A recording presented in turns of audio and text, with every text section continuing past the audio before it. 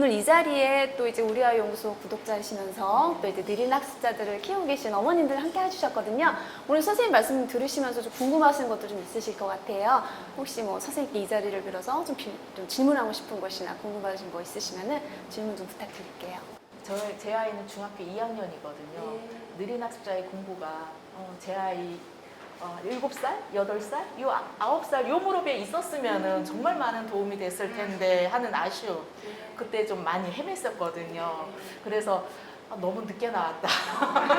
근데 지금 이 학년기에 저학년에 해당되는 느린 학습자 부모들한테는 되게 많이 도움이 되겠다. 그런 생각 많이 했어요. 특별히 어떤 점이 조금 보기 좋았고 도움이 좀 되겠다라는 생각이 드셨어요? 일단은 느린 학습자에 대한 이해도가 되게 처음 제 아이가 느린 학습자인 걸 알게 됐을 때 얘가 좀 어떻게 보면은 일반 아이 같고 어떻게 보면은 장애의 특성을 가지고 있는 것 같고 어떻게 보면은 어설프게 정서장애인 것 같고 어떻게 보면은 좀 정신병리적인 문제가 있는 것 같은 그런 애매한 느낌이 있거든요. 경계선 지능이나 느린 학습자 아이들이 이렇게 몇 가지가 이렇게 겹쳐진 느낌의 아이인데 솔직히 깃대 없는, 이게 깃발 없는 곳을 목표점을 보고서 달리는 기분이에요. 그러니까 진단명이 정확하지 않으니까 아이를 어떻게 케어해야 되고 어떻게 양육해야 되고 어떤 기술이 들어가야 되는지 솔직히 방향성을 못 잡겠더라고요. 근데 이런 부분에 있어서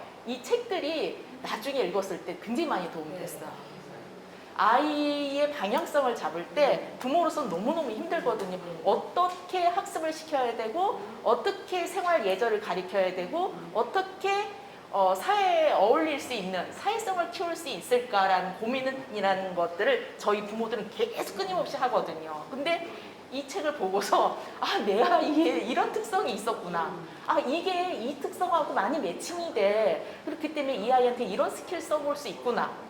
이런 것들이 굉장히 많이 도움이 됐었어요. 솔직히. 그리고 느린 학습자의 공부는 너무 많이 아쉬웠어요. 좀 빨리 나오지. 일찍 쓰시지. 저희 쪽에선 되게 유명하세요. 박찬 선생님이.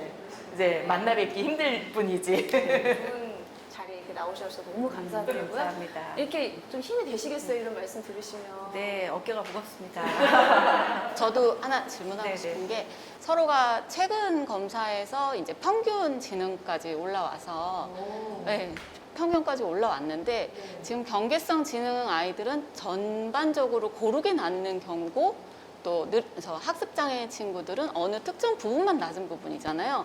그럼 서로 같은 경우는 동작성이 굉장히 높고 언어성이 굉장히 낮은 편이거든요. 그럼 어느 부분에 맞춰서 교육을 해주는 게 좋을지. 사실은 이제 제가 경계선 지능 친구들에 대한 소개를 하면서 할 수 없이 지능 검사 얘기를 굉장히 많이 하거든요. IQ 얘기를 많이 하는데 그 IQ는 지침서 같이 뭐랄까 참고 자료로 생각하셨으면 좋겠다고 생각이 들고, 그리고 IQ 자체를 높이는 것이 이 아이에게 최종 목표가 돼서는 안 된다라고 하는 생각을 하고 있습니다.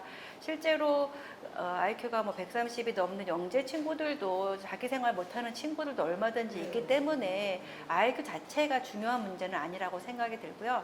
지금 질문하신 것처럼 이제 검사를 했을 때 동작성 지능과 언어성 지능 사이에 차이가 있다. 이럴 때는 왜 그런가에 대한 질문을 지금처럼 해보시는 것은 매우 중요하다고 생각합니다.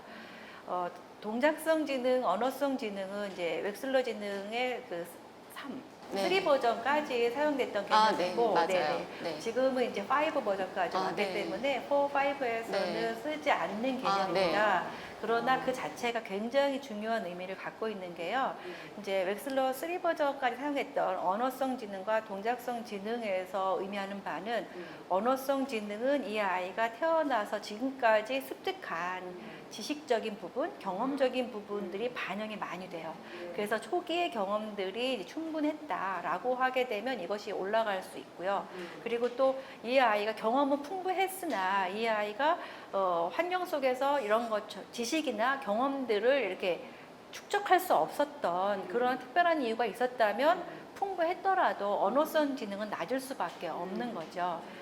동작성 지능 같은 경우에는 그것에 비해서 실제 생활 속에서 자신이 갖고 있는 능력들을 이렇게 펼치는 능력, 활용하는 능력으로 해석하시면 좋거든요. 그래서 동작성 지능이 높다라고 하는 것은 자기가 이제 실용적으로 생활 속에서 자신의 능력을 발휘할 수 있는 여건을 갖추고 있다 이렇게 보시면 돼요. 그렇다면은 지금 애석하게도 이 아이는 이제 학습적인 부분에서 축적이 조금 미흡하고, 그러나 그 축적된 것들이 올라오게 되면 어느 정도 일상생활에서 대처할 수 있는 그러한 잠재 능력은 충분히 갖추고 있다라고 볼 수가 있겠어요. 그러니까 중요한 거는 이 아이에게 가르치는 방법을 조금 부모님이 아시는 게 중요하겠죠. 발달장애인 가족들과 함께하는 채널 우리 아이 연구소.